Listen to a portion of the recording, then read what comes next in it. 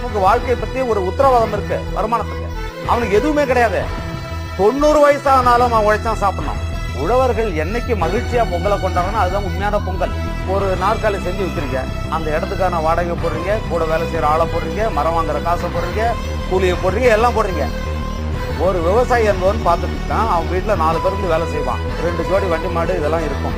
அந்த பயிர் 6 மாசம் பயிர்னு வச்சுக்கல, அந்த 6 மாசத்துக்கான நீங்க கூலி போட்டு பாருங்க எவ்வளவு ஆகுன்ற பாருங்க. தினமும் அவன் உழைச்சிட்டு இருக்கான். அப்புறம் நிலம் காத்து இருக்கு ஒரு கட்டம் வரைக்கும்.